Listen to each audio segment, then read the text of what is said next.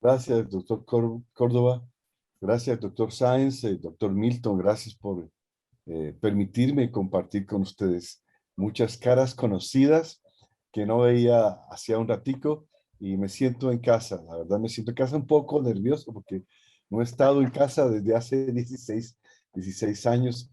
Espero que todo vaya bien. Hoy vamos a compartir eh, eh, el ministerio, una teología bíblica sobre mentores y ministerios.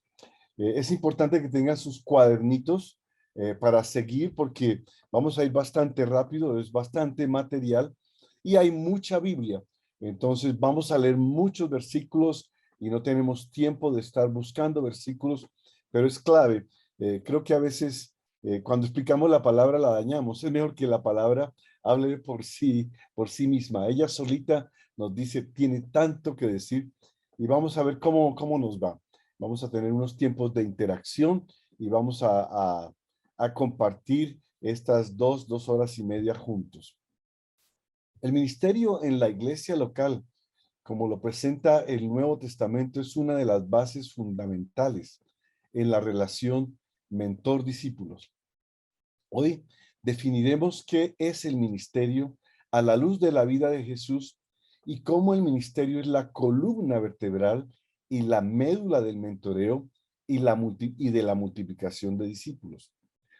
La iglesia, como cuerpo de Cristo, comparte el ministerio. De allí que no hay forma de hacer ministerio, sino como ministerio compartido, o pudiéramos decir también compartiendo el ministerio. Vamos a ver 10 características de una iglesia ideal, una iglesia top, llamémosla, 10 características, y después vamos a hacer un ejercicio juntos. Voy a leer estas 10 características. Las 10 características son la primera. Ah, ¿vos querés Tiene, este? perdón, hay personas allí hablando. ¿Ya está? Bueno. 10. Tiene un grupo de líderes mentores que han sido llamados por Dios para el ministerio del liderazgo. Pasamos a la siguiente diapositiva. Cada miembro está involucrado en un ministerio según su don y capacidades personales. Diapositiva 2. 3. La iglesia se edifica y renueva continuamente. Piensen ustedes en este tipo de iglesia y piensen en su iglesia local. ¿Es así mi iglesia local? Los miembros están unidos en su fe y ven la mano poderosa de Dios actuando entre ellos, produciendo fruto. 5. Cada miembro busca y conoce a Activar Dios a audio. fondo. Hola, Número 6. Los miembros hola. son tan maduros en todo que solo se comparan con Jesucristo y anhelan presentarlo a Él en todas sus actitudes. 7. Las personas no siguen las enseñanzas y prácticas de última moda, contrarias a la Biblia. Número 8. Los miembros son amorosos y comprensivos en todo, aún durante reuniones tensas, tomando las decisiones en oración y buscando la dirección de Dios. En todas las decisiones, número 9, de la iglesia, Cristo es la cabeza. La iglesia crece, número 10, se edifica y se multiplica cumpliendo la gran comisión. Imagínense que usted tuviera una iglesia con esas 10 características. Ahí las tienen en su cuadernillo. Vamos a tomar 10 minutos y vamos a hacer una encuesta. Será completamente privada. Espero mírelas una vez más. Esta nos va a guiar, creo que Gerson o el doctor Milton para hacer esta encuesta. Y usted va a calificar a su iglesia local. Nadie va a saber cómo la califica. 10 es esa iglesia que tiene las 10 características y usted puede ir por cada una de esas características allí en la encuesta y decir, mi iglesia está en el 7 aquí, está en el 10 acá, está en el 1 acá. Vamos a ver cómo sale. No vamos a comentar los resultados porque los resultados van a hablar por sí mismo y vamos a comentar en grupos pequeños por unos 4 o 5 minutos después con estos resultados y ustedes vean qué pueden hacer para llegar a una iglesia 10. Vamos adelante. Pueden hacer la encuesta en este momento. En la pantalla les está apareciendo entonces ya la encuesta. Son 10 preguntas y usted puede escoger valorarla entre 1 a 10. 1 poco y 10 es mucho. Absolutamente se está cumpliendo lo que la pregunta está diciendo. Así que me confirmen. Si me ayudan los traductores también a leer las preguntas para que puedan mis hermanos en cada idioma poderlo identificar. Seré bastante. La primera tiene un grupo de líderes, mentores, que han sido llamados por Dios para el ministerio en el liderazgo. Pueden ir enviando su respuesta. 2. Cada miembro está involucrado en un ministerio según su don y capacidades personales. 3. La iglesia se edifica y renueva continuamente. 4. Los miembros están unidos en su fe y ven la mano poderosa de Dios actuando entre ellos y produciendo fruto. 5. Cada miembro busca y conoce a Dios a fondo o a profundidad. 6. Los miembros son tan maduros en todo que solo se comparan con Jesucristo y anhelan presentarlo a Él en todas sus acciones y actitudes. 7. Las personas no siguen las enseñanzas y prácticas de última moda contrarias a la Biblia. 8. Los miembros son amorosos y comprensivos en todo, aún durante reuniones tensas, tomando las decisiones en oración y buscando la dirección de Dios. 9. En todas las decisiones de la iglesia, ¿Cristo es la cabeza? Y 10. La iglesia crece, se edifica y se multiplica cumpliendo la gran comisión. Usted puede escoger ahí, ya estamos viendo respuestas. Vamos a finalizar en 30 segundos más para que entonces luego podamos ir a los grupos pequeños que también gracias a Dios ya están armados. Respuestas 1 y 2.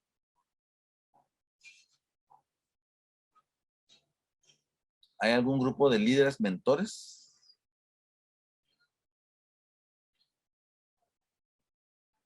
Y la 2. ¿Cada miembro está involucrado en un ministerio según su don? Estamos listos para finalizar la votación. Solamente el 73% han contestado. Vamos a dar 30 segundos más, Milton. Sí. Vamos, hermanos. Adelante, ustedes pueden seguir todavía votando. Vamos a eligiendo sus respuestas.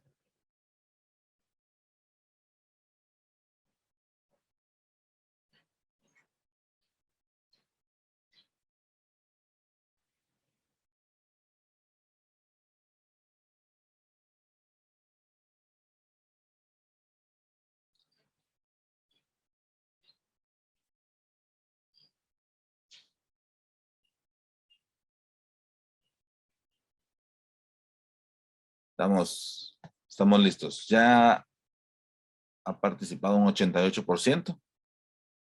Los demás, si tienen algún problema, puede ser que no se hayan registrado correctamente. Sin embargo, tratamos de habilitar la votación para todos. Entonces, no debería haber conflicto. ¿Estamos listos para mostrar los resultados? Vamos a finalizar la votación entonces.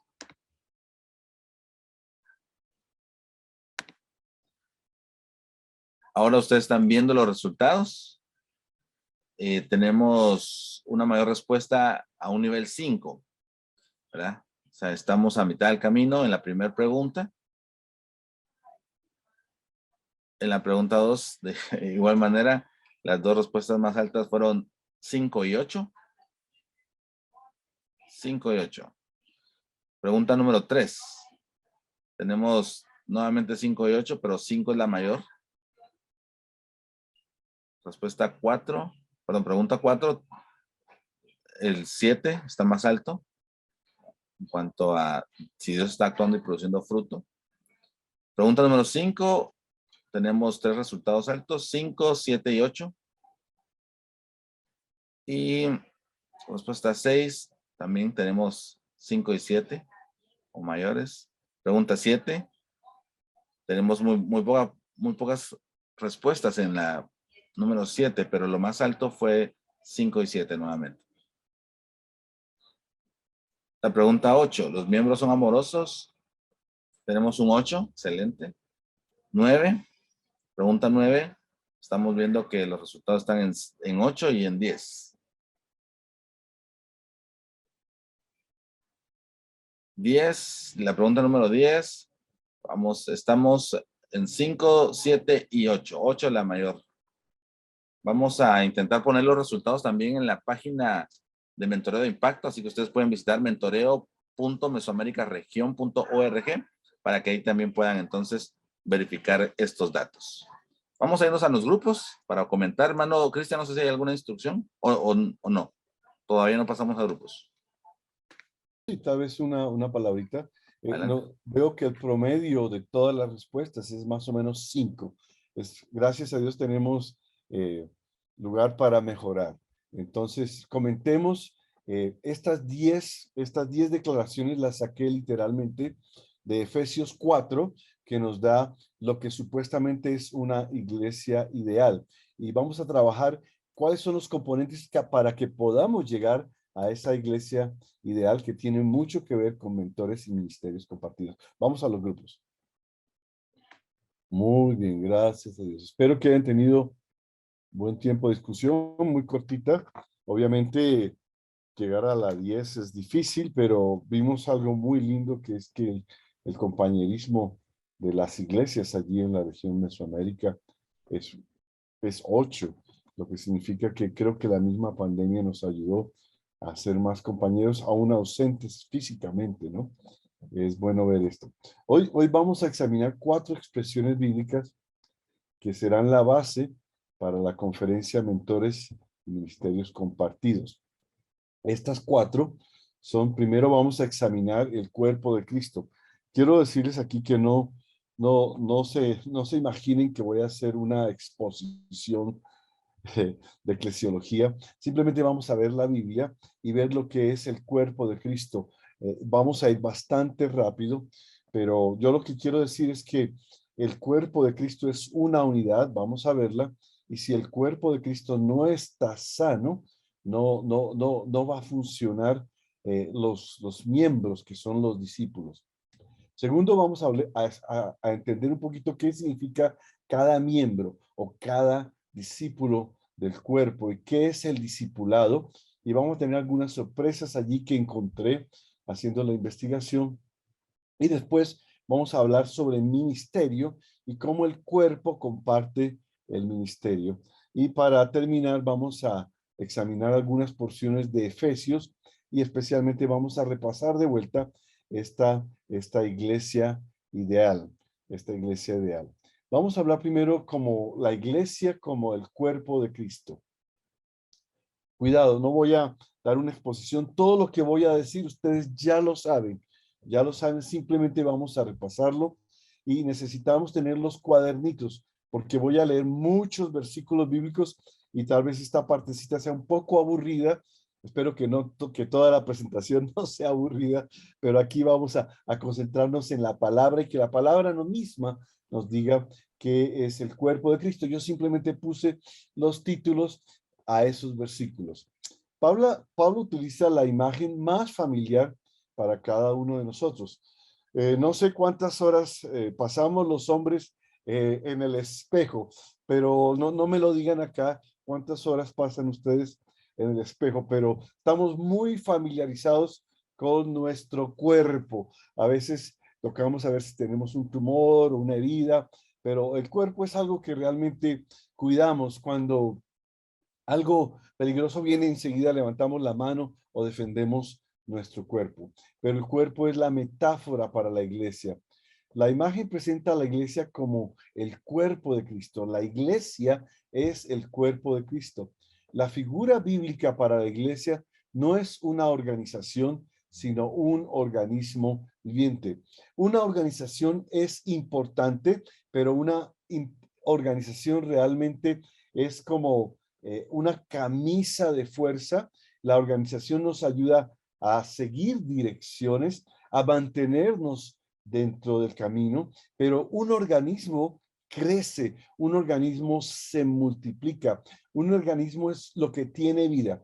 La organización, llamémoslo el esqueleto, los parantes, lo que nos ayuda, pero una iglesia es un organismo con muchos miembros que se renuevan de día en día a la imagen de Cristo y lo presentan a Él en su ministerio según sus dones y aptitudes. Esto es clave y es lo que vamos a reforzar mucho en esta conferencia.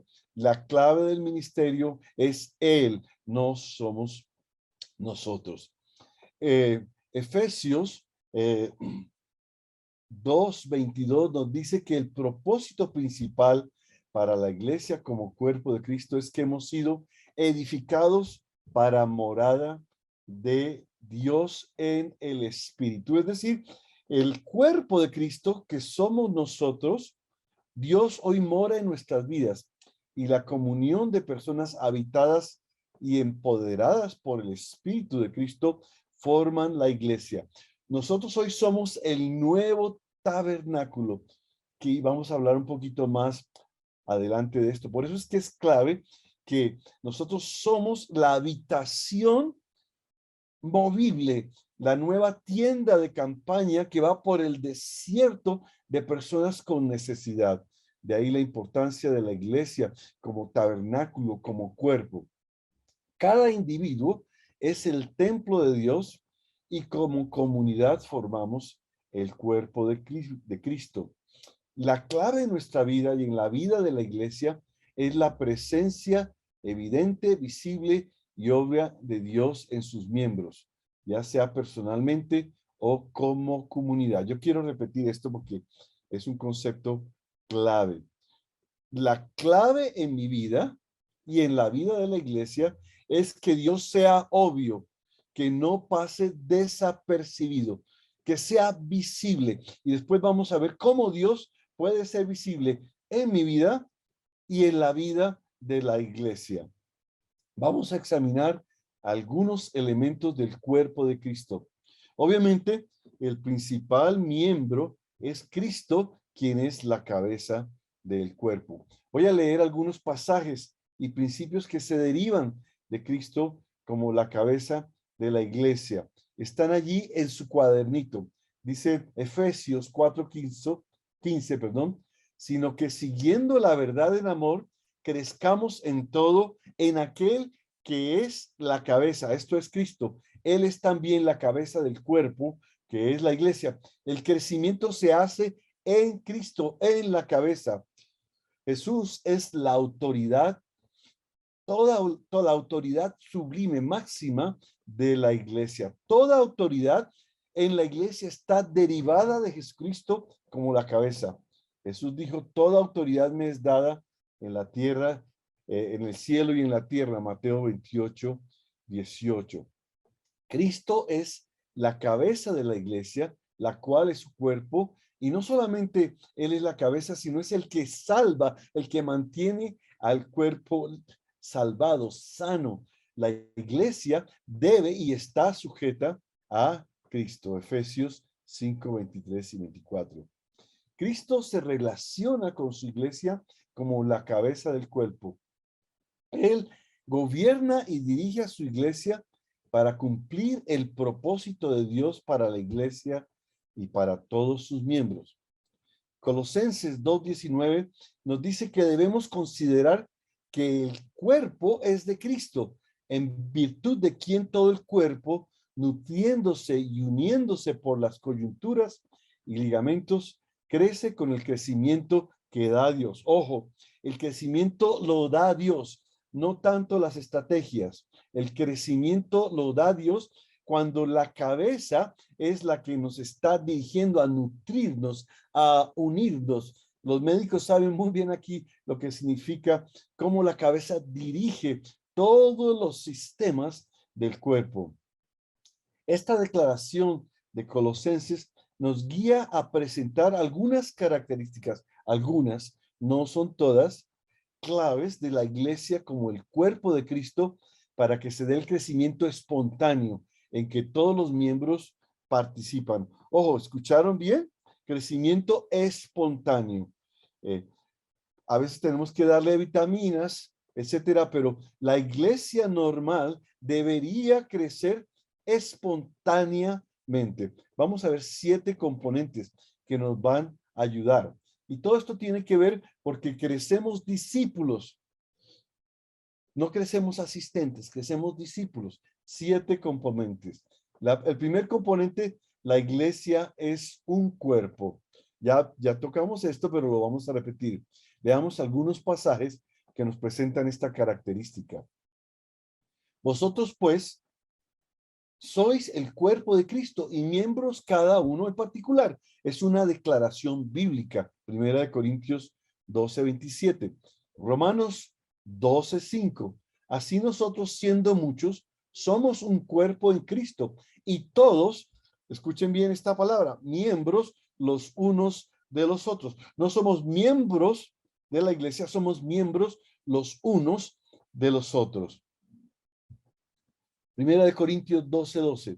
Así como el cuerpo es uno y tiene muchos miembros, pero todos los miembros del cuerpo, siendo mucho, son un solo cuerpo, así también Cristo. Característica número 2. Todos los miembros están unidos y sustentados por el Espíritu Santo. Todos los miembros están unidos y sustentados por el Espíritu Santo. Lo que nos mantiene unidos es el Espíritu Santo. Sin él vamos a estar dispersos. Porque por un solo Espíritu fuimos todos bautizados en un cuerpo.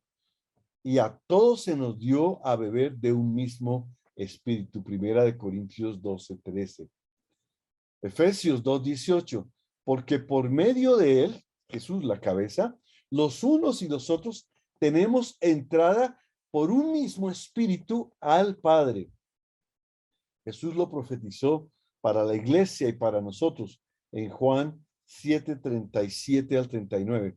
Esta palabra me apasiona. Si alguien tiene sed, venga a mí y beba.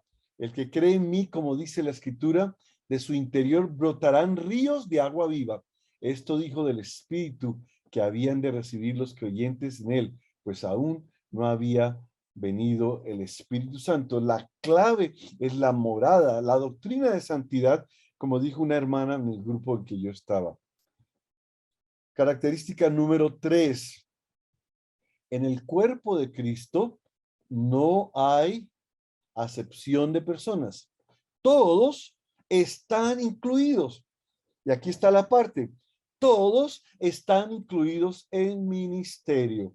Cuando yo me rompí el hombro en el 2019 y este brazo se me puso delgado y cuando lo fui a mover, necesité 3 meses para empezar a mover el brazo porque se me había roto el hombro y tomó 7 meses de terapia. Si hay un miembro del cuerpo que no está incluido en ministerio, ese miembro se va a degenerar y lo más seguro es que va a tocar cortarlo o va a empezar a dañar todo el cuerpo. Miremos esto. 1 Corintios 12:13. Tanto judíos como griegos, tanto esclavos como libres, y a todos se nos dio a beber un mismo espíritu. La sangre del espíritu es la que produce la vida en el cuerpo. Gálatas 3:28. Ya no hay judío ni griego, no hay esclavo ni libre, no hay hombre ni mujer. ¿Escucharon bien esto? Porque todos vosotros sois uno en Cristo. El ministerio es para todos, incluyendo los niños, los jóvenes. Colosenses 3:11, donde no hay griego ni judío, circuncisión ni incircuncisión, bárbaro ni extranjero, esclavo ni libre, sino que Cristo es el todo y en todo.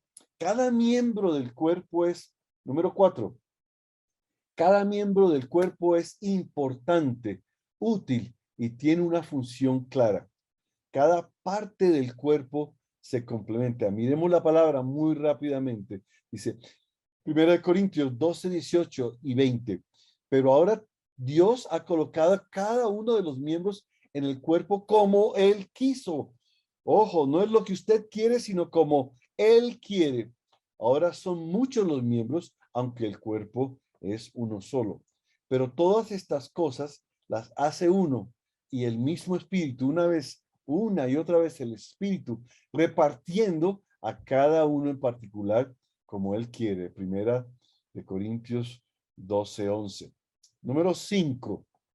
Todos los miembros dependemos los unos de los otros. Somos interdependientes.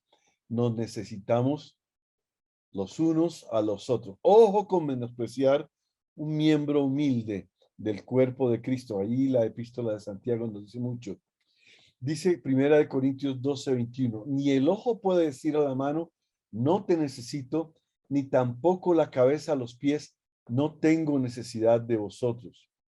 1 Tesalonicenses 5:11, por lo cual animaos unos a otros y edificaos unos a otros, así como lo estáis haciendo. Gálatas 6:2, sobrellevad los unos las cargas de los otros y cumplid así la ley de Cristo. Nos necesitamos, somos interdependientes. Filipenses 2:4, no busquéis vuestro propio provecho, sino el de los demás. Característica número 6.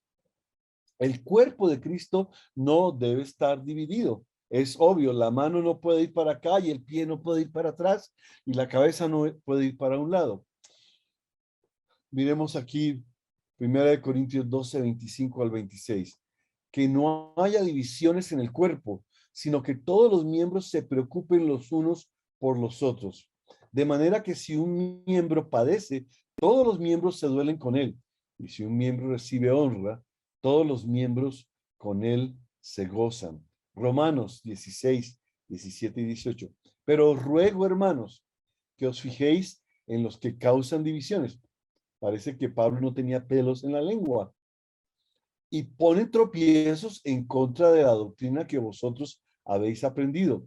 Apartaos de ellos, porque tales personas no sirven a nuestro Señor Jesucristo, no sirven al cuerpo de Cristo, sino a sus propios vientres, y con sus suaves palabras y halagos engañan los corazones de los ingenuos. ¡Wow! ¡Qué palabrita la de Pablo! Efesios 4, 3 al 4. Procurando mantener la unidad del Espíritu en el vínculo de la paz, un solo cuerpo y un solo Señor. La séptima característica. El cuerpo de Cristo es la imagen visible de Dios. Y esto es lo más importante y lo que vamos a estar siguiendo hasta el final. Así de que recuerden esta característica y vamos a tocarlo mucho en este tiempo. Felipe le dijo, Señor, muéstranos el Padre y nos basta. Jesús le dijo, tanto tiempo hace que estoy con vosotros y no me has conocido, Felipe. El que me ha visto a mí ha visto al Padre. Mi esposa me dice, muéstrame a Cristo. Y yo tendría que decirle, tanto tiempo he vivido contigo, ahora voy a cumplir 46 años de casados el próximo marzo y todavía no ha visto a Cristo. ¿Me estás entendiendo? El cuerpo es la imagen visible de Dios. Y lo dice Colosenses en 1:15. Cristo es la imagen del Dios invisible. Romanos 8:29. A los que antes conoció, también los predestinó para que fueran hechos conformes a la imagen de su Hijo. Somos la imagen de Él. Segunda de Corintios 4:6.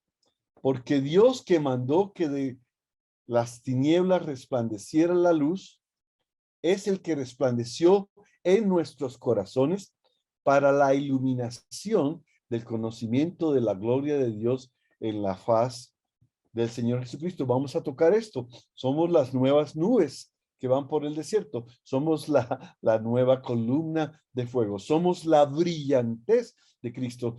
Mateo lo dice, somos la luz del mundo. Filipenses 2:15 habla de que somos hijos de Dios sin mancha en medio de una generación maligna y perversa, en medio de la cual resplandecemos como lumbreras en el mundo. Obviamente hay muchas más características. Las características del cuerpo de Cristo nos dan una foto, nos dan una imagen del tipo de discípulos que debe tener un mentor. Por eso era importante ver todo el conjunto de discípulos juntos que forman el cuerpo de Cristo, que es la iglesia con Jesús como la cabeza. Obviamente, al estudiar el discípulo, estaremos dando la imagen del mentor que lo forjó. Mire usted cómo se comporta su discípulo y casi está imitándolo a usted. La segunda parte, vamos a pasar a la siguiente parte, vamos a hablar de discípulos y discipulado. Y vamos a tocar 3, 4 cositas, pero la última vamos a quedarnos allí y vamos a discutir un poquito más adelante en grupo. La primera característica de un mentor es la gran comisión. La gran comisión. La primera característica de un mentor es cumplir la gran comisión, es hacer discípulos. Si usted es un mentor, usted va a hacer discípulos. La gran comisión dice ir y hacer discípulos. El ir no es el imperativo, todos lo sabemos de la gran comisión. El verbo ir es un participio condicional plural nominativo. Un participio es una acción que se da continuamente. Entonces, para Mateo 20:19, la traducción sería, mientras que nosotros vamos, mientras que nos montamos al autobús, mientras que tenemos una conversación con mi esposa, mientras que charlamos por WhatsApp o por Facebook, hagamos discípulos mientras estamos yendo. O pudiera decirse que mientras que nos ocupamos en todas las circunstancias de nuestro quehacer, cumplamos el imperativo de hacer discípulos. Obviamente, el primer paso del discipulado es la presentación de las buenas noticias. El primer paso del discipulado es el evangelismo. Sin evangelismo no hay discipulado. Pero decía Juan Wesley que si evangelizamos a alguien y no lo discipulamos, lo hacemos 100 veces más hijo del infierno. Si no hay discipulado, la cosecha se arruina, la cosecha se pudre. Vamos a ver qué es un mentor. ¿Qué es un mentor? ¿Qué es un discípulo? Un mentor hace discípulos. Otra vez repito, hablar de mentores sin discípulos no hace sentido. No existe un mentor si no tiene discípulos o seguidores. La definición ideal de un mentor es la descripción del tipo de discípulos que forma y que ha formado. ¿Quiere definir un mentor? Mire sus discípulos. Esa es la definición de mentor. La definición bíblica clásica de mentor la da Pablo en 1 Corintios 11:1. Pablo dice así, es un versículo muy conocido. Sed imitadores de mí, como también yo lo soy de Cristo. Podemos ver Efesios 5:1, Filipenses 3:17, Primera Tesalonicenses 1:6, Primera Tesalonicenses 2:14, Hebreos 6:12, 13:7. Todo esto está en su cuadernito. Y ahí está el concepto a fondo de lo que significa ser imitadores de una persona como esa persona es imitadora de Cristo. El Nuevo Testamento presenta el verbo hacer discípulos, siempre en la voz activa. Es decir, es algo que cae directamente, la acción de hacer recae sobre otros, no recae sobre mí. La palabra que más se asemeja al sustantivo discipulo es caminar detrás o seguir a. Es decir que Discipulado es seguir o caminar detrás. Enoc caminó con Dios. Seguir a Jesús radicalmente es la esencia. Escuchen bien, seguir a Jesús radicalmente es la esencia y la cualidad y la calidad de todo mentor y de todo discípulo. Aquí hay unos datos curiosos y voy a dejarles una espinita para que después ustedes la comenten allí en sus grupos. Es una espinita grande, pero vamos a resolverla, ¿sí? El diccionario bíblico Anchor Yale hace una mención importante sobre los términos usados para el discipulado. Todas las referencias, la siguiente diapositiva, todas las 262 referencias a discípulo en el Nuevo Testamento están en los evangelios. ¿Escucharon bien?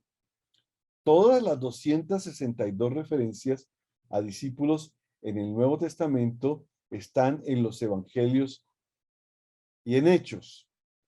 El énfasis claramente está en los evangelios y solo el 10% de las referencias está en los Hechos. Lo mismo sucede con el verbo seguir a. De las 90 veces que aparece, seguir a Jesús, 79 están en los evangelios, las otras 4 están en los Hechos, 6 en Apocalipsis y una en 1 de Corintios. Y esto es algo difícil de digerir. Este descubrimiento indica que el discipulado es un fenómeno que demuestra una asociación íntima con el Jesús histórico. Hay muchas características de un discípulo de Jesús. Sin embargo, por razones de este estudio, solo vamos a mencionar 4 características brevemente. A la cuarta le vamos a dedicar un poquito más de tiempo y después vamos a tener discusiones. Sin embargo, la primera característica, Jesús como maestro es el que llama a sus discípulos. Ojo, no se vuelva arrogante. No comience a decir, yo voy a llamar discípulos. Usted no llama discípulos. Jesús llama discípulos. Usted los encuentra y Jesús se los da para que usted les demuestre a Jesús en su vida y para que ellos sean como Jesús. Hay varios ejemplos, tanto en los evangelios como en los hechos, de discípulos autonombrados. Un discípulo es una persona llamada a seguir a Jesús. No es llamada a seguir al pastor, ni al súper, ni al miembro de la junta. Un discípulo es llamado a seguir solamente y solamente a Jesús. Es una persona que tuvo y tiene una relación intensa e íntima con Jesucristo en su ministerio terrenal. El llamado de Jesús, número 3, demanda una ruptura completa con el pasado. Hay varios versículos allí en su cuadernito, Mateo 1:16, Marcos 1:16 al 20, 2:14, Lucas 14:26, Marcos 8:34, etc. La cuarta, esta es la que más me interesa. Todas las 3 anteriores son importantes. Y hay muchas características de un discípulo, pero esta cuarta es importante porque hemos bajado el discipulado a un nivel que no es lo que dice la palabra, ¿no? Un discípulo es un experto en el reino de los cielos. ¿Escucharon bien? Es una persona que llega a su más alto potencial en el servicio del reino. Es decir, si hay un discípulo, tiene que llegar al máximo potencial. Yo tengo un problema, tengo un máximo potencial en el estómago, pero ese máximo potencial realmente no se manifiesta en músculos, se manifiesta en un hígado graso. Entonces, si estos 6, lo que llaman el 6-pack, se llaman el 6-pack de mi estómago, estuviera en su máximo potencial, yo abriría mi camisa y diría en el espejo, pero ahora cuando veo en el espejo digo, Entonces la idea es tomar cada miembro del cuerpo de Cristo y llevarlo a su máximo potencial. lo que él pueda dar al máximo. Va a ser un experto en el don y en la habilidad y en la actitud que Dios le dio. Miremos un poquito las parábolas del reino en Mateo 13. Describe exactamente la expectativa que un mentor debe tener para un discípulo. Si usted es un mentor, ¿qué expectativa debe tener para su discípulo? Debe llevarlo al máximo nivel en su ministerio, en el ministerio de ese discípulo. Jesús les pregunta a los discípulos, les está haciendo como un examen. ¿Habéis entendido todas estas cosas? Las famosas parábolas del reino. Ellos respondieron, sí, Señor. Él les dijo, por eso, todo escriba docto en el reino de los cielos es semejante a un padre de familia que saca de su tesoro cosas nuevas y cosas viejas. Vamos a detenernos aquí un poquito. La primera de las parábolas del reino es la de los terrenos. Jesús está compartiendo con multitudes, ¿sí? Después, en el versículo, en Mateo 13:1, después está solo con sus discípulos y les contesta su pregunta, explicándoles la parábola del sembrador. Jesús les da otras 7 parábolas sobre el reino. La última parábola pareciera ser un examen a sus discípulos. Les pregunta, ¿habéis entendido estas 7 parábolas? Ellos responden, sí, maestro. Ante la respuesta correcta, Jesús saca un título y le va a dar un título, un diploma como el que van a recibir ustedes, un certificado, ¿sí? Y el certificado dice, ahora discípulos, ustedes son escribas, doctos en el reino de los cielos. Wow. O sea, los certificó como doctores, escribas, expertos en el reino de los cielos. Esa es la definición de discípulos que da Jesús. Ahora ustedes son escribas, doctos en el reino de los cielos. Esto está en la versión Reina Valera en español. Jesús llama a los discípulos escribas, es decir, los califica como personas especializadas en la escritura y les dice que son doctores en el reino de los cielos. Me llamó la atención esa palabra docto allí, otras versiones dicen entendidos, entendidos o expertos en el reino de los cielos.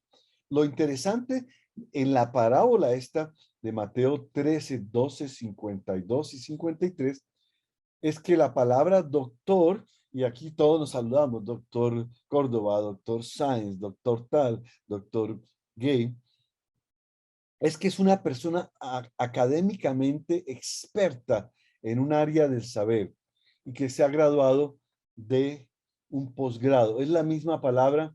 En Mateo 28 habla y de hacer discípulos, y en Mateo 13, 52, 53 dice doctores, y es la misma palabra. Discípulo es la misma palabra que usa, mateteo. Es decir, que la gran comisión pudiera traducirse, vayan y hagan doctores en el reino de los cielos. Wow. ¿Será que nos hemos quedado cortos en la gran comisión? Oh, estamos hablando de discípulos y de ministerios compartidos. La misma palabra para discípulo es la misma palabra que traduce de la Reina Valera, doctor, o en otras versiones, experto. Ahora, Dios, Jesús nos dice, hagan expertos, doctores en el reino de los cielos. Es decir, hacer discípulos es tomar este músculo de mi brazo y tenerlo, ahí se fue toda la grasa. Es llevar a una persona a su más alto potencial de una manera integral, espiritual, mental, emocional, física y profesionalmente. Personalmente, creo que nos hemos puesto una meta muy baja para un discípulo y para el discipulado. Nuestra meta ha sido instruir a los nuevos seguidores de Jesús en lo básico de la vida cristiana y hacerlos miembros de la iglesia. La meta de la gran comisión es hacer discípulos, es decir, escribas doctos en el reino de los cielos. Ojo, no creo que todos los seguidores, discípulos de Jesús lleguen a ser eruditos bíblicos y teólogos. No se confundan. No estoy hablando que son teólogos, pero sí creo que cada persona, según su don y sus capacidades innatas, pueden cumplir el propósito de Dios para su vida, llegando a su máximo potencial en la parte del cuerpo de Cristo en donde Dios lo ha posicionado. Si usted es un evangelista, tiene que ser el mejor evangelista. Si usted es la rodilla del cuerpo, usted tiene que ser la persona que está orando de una manera impresionante, donde Dios lo posicione usted. La segunda parte de la gran comisión no solo consiste en tener y hacer discípulos, sino nos detalla cómo formar discípulos. Si hemos de ser mentores, que llevamos a seguidores de Cristo a ser escribas, doctos en el reino de los cielos, la clave está en la práctica. Y aquí voy a volver a la séptima característica de la iglesia. La clave es la práctica de demostrar a Cristo a través de nuestra vida, nuestras acciones. La gran comisión simplemente la presenta. Entonces, instrúyalos en la práctica de todo lo que yo les he ordenado. Esta es una traducción libre de la versión inglesa, el mensaje. Así dice la segunda parte de la gran comisión. Entonces, instrúyalos en la práctica de todo lo que yo les he ordenado. Sería lindo tomar el Evangelio según San Marcos o San Mateo y tener una Biblia limpia sin ninguna cosa subrayada y pudiéramos decir, voy a subrayar lo que Jesús hizo y voy leyendo el Evangelio y voy subrayando lo que Jesús hace, voy subrayando lo que Jesús hace y digo, uy, esto tengo que hacerlo al máximo. Esa es la gran comisión. Lo que Él nos enseñó, nosotros tenemos que hacerlo con excelencia y enseñárselo a otros, ¿sí? Esto fue lo que hizo Jesús con sus discípulos. Bueno, vamos a grupitos y a ver qué pasó con este tema de escriba docto en el reino de los cielos y las implicaciones para su iglesia local.